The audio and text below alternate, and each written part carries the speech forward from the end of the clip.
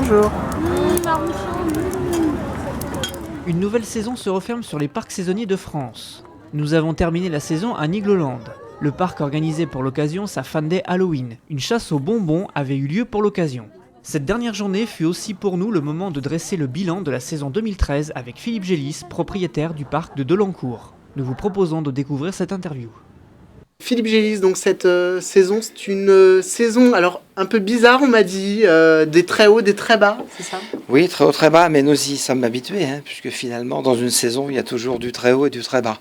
Mais celle-ci était quand même très piquante, mais aussi très, très bonne quand les pics étaient vers le haut. Donc c'est une très bonne saison. Et je crois que de gérer les flux comme ça, c'est le métier de saisonnier qui veut ça finalement, puisqu'on dépend complètement de la météo. Alors on n'a pas d'autre solution que de s'adapter. Donc on suit le rythme. On a eu en gros un très bel été, un très bel Halloween, c'est ça? Un très bel été avec un mois de juillet quand même, on va dire plutôt standard, pas plus que ça. Un mois d'août exceptionnel, gros trafic au mois d'août et vraiment un bon mois d'août, un des meilleurs mois d'août de la vie de Nigloland. Et puis un Halloween spectaculaire, vous l'avez vu déjà spectaculaire par la beauté des décors, par l'ambiance.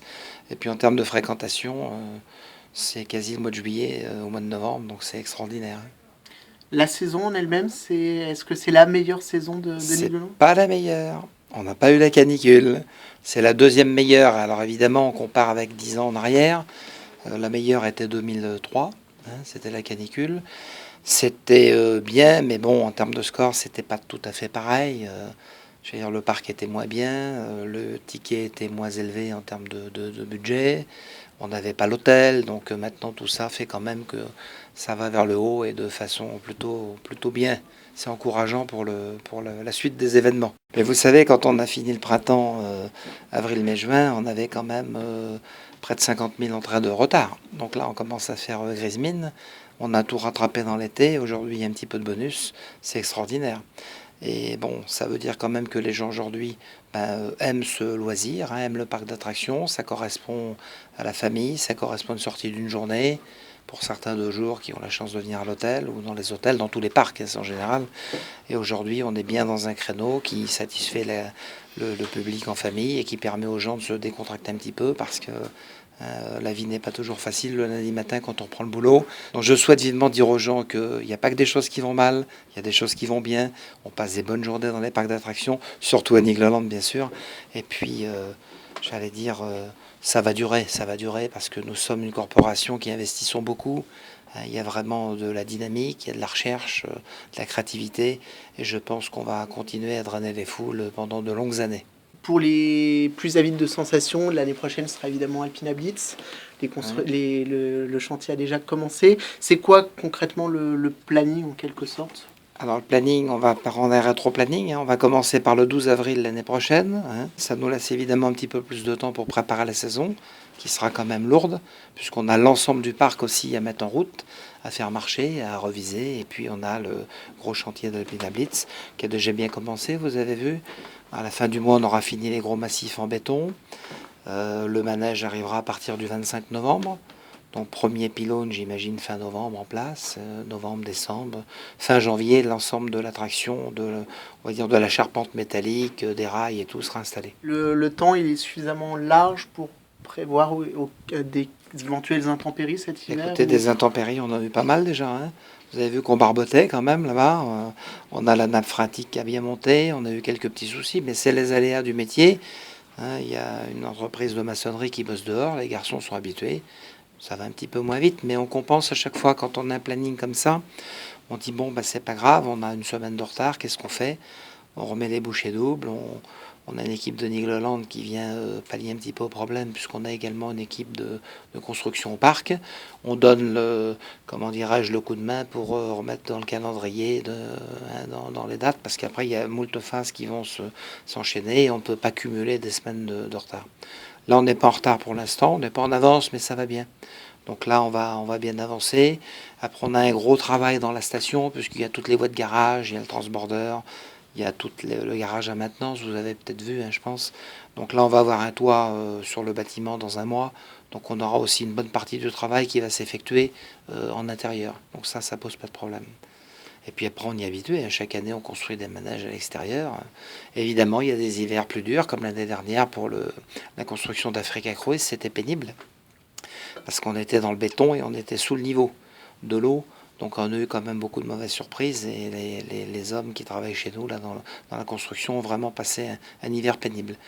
Mais on arrive toujours à bon port, hein, vous inquiétez pas, hein, on est habitué. Hein. Et puis là on a quand même un challenge économique aussi, parce qu'on a un gros investissement. Et puis le gros investissement demande à être ouvert et à tout de suite générer comment dirais-je, du chiffre. Hein. On ne va pas se permettre d'ouvrir au mois de juillet parce qu'il pleut et dire aux garçons on va prendre une semaine de plus en janvier. Il faut y aller parce qu'après il y a quand même une date butoir en termes économiques. On a des comptes à rendre évidemment à nos banquiers qui vont financer le manège. Donc on a décidé, on ouvre le 12, il y a une première échéance. Hein. Il faut y aller. Donc il n'y aura pas de retard. Alpina Blitz, c'est évidemment pas la seule chose, on le sait, tous les hivers, il y a beaucoup de travaux de faits dans le parc. Vous avez déjà une petite idée de ce qui pourrait évoluer? On sait que la maison de Niglo est restée peut-être un petit peu en suspens cette saison, elle va Oui, évoluer. on a toujours pas trouvé la finalité de la maison. Donc on va s'y plancher tranquillement. Est-ce que ce sera un magasin de souvenirs? Est-ce que ce sera la maison de Niglo avec des souvenirs, avec des confiseries? On ne sait pas trop encore. Au départ, ça devait être la maison avec les Niglo, et puis sur l'arrière, les toilettes et des services comme ça. Mais cette maison est tellement magnifique, on voudra en faire profiter le public. C'est un bâtiment du 16e qu'on a ramené ici, qui est superbe, et ce serait quand même bien qu'il soit visité par le public. Donc on s'est dit qu'on allait changer, c'est pour ça qu'aujourd'hui c'est un petit peu statu quo, parce que d'abord on avait un choix à faire, et puis il ne faut pas se tromper quand même, c'est encore des gros budgets tout ça. Hein. Et on en a une deuxième d'ailleurs installée plus près des entrées, qui elle sera destinée aux commodités. Donc ça veut dire distributeur de billets, ça veut dire location de poussettes, location de gérions handicapés, toilettes bien sûr, et tout ce qu'on pourra mettre là-bas. Comme ça on va faire deux pôles bien distincts entre les services, on va dire, à la personne et le service commercial. Oui. Mais on n'est pas inquiet, elle a déjà un grand succès en charpente de bois, donc ça va se faire tout seul, aucune inquiétude. Et puis il y a beaucoup d'autres travaux que vous ne voyez pas. Il y aura des rénovations de bâtiments, puisqu'il y a des bâtiments qui prennent un petit peu d'âge aussi. Il y a des embellissements, il y a de la décoration. Parce que vous voyez, par rapport à il y a 25 ans en arrière, on ne travaille plus de la même façon, parce que c'est le client qui donne les standards. Aujourd'hui, les clients sont habitués à ce que ce soit bien partout dans leur vie, dans leur maison, dans leur supermarché, dans leur ville. Tous les chalands sont exigeants. Donc ils deviennent un Nigloland aussi. Donc aujourd'hui, on inclut du confort, on inclut le calme, on inclut évidemment, vous avez vu, la végétation, et on inclut tout un tas de choses qui n'existaient pas avant, de thématisation des manèges. C'est pour ça que dans la Pina Blitz, ce sera le chalet, les montagnes, les petits moutons à tête noire qui vont remplacer la tondeuse à gazon. Donc on fera des économies d'énergie, des économies de bruit, et ça fera une attraction supplémentaire pour notamment les papas, les mamans qui ont des petits qui ne pourront pas emprunter le manège. C'est un petit côté écologique en plus. Oui, bien sûr, mais on ne le fait pas. Vous savez, on ne fait pas de la démago chez nous. Hein. On essaie d'être efficace, mais quand on peut aussi agrémenter les manèges hein, pour que tout le monde y trouve son compte et puis qu'on ait un petit côté nature comme ça supplémentaire, je crois que ça va plaire encore plus aux gens. Et puis il y a tout un tas d'autres améliorations que vous ne voyez pas. Hein, c'est le renforcement des réseaux électriques parce que le nouveau manège va consommer. Ça veut dire nouveaux transformateurs, ça veut dire nouveaux réseaux. Il y a aussi beaucoup de budget et beaucoup de travail de nos équipes et des gens extérieurs qui vont structurer Nigloland. Là, vous avez vu, on est en travaux dans le bureau. Bientôt, on va rallonger le parking, comment dirais-je, du personnel qui est à l'arrière du parc.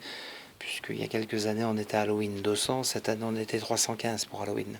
Donc évidemment, on dit ça marche, mais on ne vend plus la même chose et on n'a plus les mêmes charges non plus. Donc aujourd'hui, c'est un grand succès évidemment commercial, c'est un succès économique pour Nigloland, mais ce doit être un succès, on n'a pas le choix. Quand on a 315 personnes chez hier tous les matins, il faut vraiment que le client soit au rendez-vous. Donc on remercie évidemment le personnel qui a bien animé Nigloland toute la saison et spécialement pour Halloween parce qu'ils sont tous grimés quand même. Et c'est pas évident aujourd'hui de demander aux gens de se déguiser ou de se maquiller. Donc c'est un merci à toute l'équipe et puis merci à tous nos visiteurs qui sont fidèles et qui ce soir vous avez vu repartent avec le décor. Hein, puisque ça s'est fait un peu bizarrement il y a quelques années, mais maintenant on offre aux gens les végétaux, les cucurbitacées, tout ce qui est périssable est offert. Et l'année prochaine, on fera une petite variante. On essaiera de faire une petite action caritative. Et on demandera à tous les gens, s'ils le veulent, il n'y aura pas d'obligation, mettre un petit euro pour une recherche de maladie, comment dirais-je, pour les enfants, quelque chose. On essaiera de chercher quelque chose qui soit dans l'esprit des frères Gélis et puis dans l'esprit de Nigloland. Nigloland est un parc pour la famille et pour les enfants. Donc peut-être qu'on fera quelque chose comme ça autour de la citrouille, une association pour aider quelqu'un, pour aider peut-être des petits qui peuvent pas, ça m'est arrivé à titre personnel de par exemple financer un chariot électrique pour un petit handicapé ou des choses comme ça. On va s'orienter aussi là pour que, ma foi, on soit solidaires les uns des autres et que ça se passe le mieux possible sur la planète. On vient d'embaucher aujourd'hui 4 jeunes supplémentaires pour l'hiver parce qu'on a des gens qui sont vieillissants, parce que c'est un travail quand même dur l'hiver dans le bâtiment. On en a 2 autres qui vont faire une formation en alternance à l'école, je crois, à Romilly, à l'école du bâtiment, et qui vont travailler ici. Donc c'est nous qui organisons et qui allons payer tout cela, mais on investit pour le futur. Donc là, ça fait 6 jeunes entre 22 et 23 ans d'embaucher. Il y en a un 7e qui est en contrat de qualif aussi, qui est un gars des espaces verts, là, qui va à l'école à Dijon. Donc on est aussi en train de prendre un nouveau virage. Et je veux en parler toujours parce que j'ai envie de diffuser cette parole, non pas pour faire un show, mais c'est parce que c'est vrai, il faut absolument intégrer les jeunes dans les entreprises. Il ne faut pas attendre qu'il y ait un vieux qui soit parti en retraite pour dire on va prendre le jeune pour remplacer. Il faut faire comme les Allemands, il faut les faire fonctionner en tandem pendant 1 an, 2 ans, 6 mois, le temps nécessaire pour qu'après ce soit fluide et que la passation de connaissances se fasse sans aucune difficulté. Parce on produit comme ça, on ne perd pas de temps. Donc jeunes gens, profitez de cette interview et inscrivez-vous dès janvier sur Internet pour venir travailler à Nigloland. Pour revenir sur la saison, l'un des abonnés absents de cette saison d'Halloween, c'est l'antre de Jack O'Lanterne. Une raison particulière? Oui. On avait bon, c'était très populaire, Jack O'Lanterne. C'était un ancien château qu'on reconditionnait pour l'événement avec des petits pièges, quelques animations dedans, des petites châteauneries, des petits jets d'air, tout à fait classiques. Et on avait beaucoup de petits qui ne rentraient pas. Donc ça faisait aussi des gens qui étaient déçus parce que le petit ne pouvait pas rentrer, il avait un petit peu peur. Les parents, évidemment, restaient sur le côté. Donc ça va être démonté dans le mois qui vient, là. On fera un bel espace vert et on pense que ponctuellement à cette place pour Halloween, on aura l'occasion justement de louer un service d'un collègue ou d'une attraction spécifique pour Halloween. Et on aura comme ça un bel emplacement et on aura une nouveauté pour Halloween. Puisque maintenant on a décidé de mettre 1 ou 2 nouveautés chaque année pour Halloween. Ça permet un petit peu de compenser, j'allais dire, du temps incertain. Ça permet aussi aux gens d'avoir des nouvelles choses et de les fidéliser. Ça compense aussi parce que sur les manèges à eau, il y a peu de fréquentation. Vous l'avez vu, il fait froid aujourd'hui. Donc c'est un petit plus. Et puis on aime bien donner un petit peu plus aux gens tous les ans. Pas trop quand même parce qu'ils s'habituent, mais il faut donner plus. Ce qui a disparu cette saison, du coup, c'est le spectacle de magie qui est parti à la fin de l'été. Est-ce que, comme vous me l'aviez expliqué, ce que voulaient les gens, c'était d'un côté de la sensation, mais aussi du spectacle pour toute la famille? C'est quelque chose qui reviendra? Il y a des projets Oui, bien sûr. Il y a un gros projet. Là, on avait besoin de la place, vous l'avez vu. Il fallait 2 hectares pour le Grand 8, donc on les a pris. Le grand show de magie avec les caméléons, c'était pour 3 ans, donc c'était bien parce qu'il y a eu un show tous les ans différent. Cette année, c'était encore plus fameux et plus spectaculaire que d'habitude. On avait besoin de construire le Grand 8 et on va, après, derrière le Grand 8, on a de la place pour faire une salle de spectacle.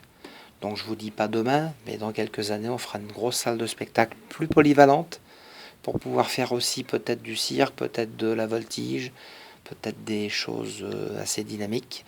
On fera certainement un bâtiment en dur avec 700, 800 places, on verra, on réfléchira. Mais on reprendra aussi un show de magie avec Caméléon, avec des nouveaux numéros, un nouveau scénario, parce que c'est très très populaire. Les gens adorent la magie. Tout le monde aime la magie. Voilà. Parfait. Merci à vous.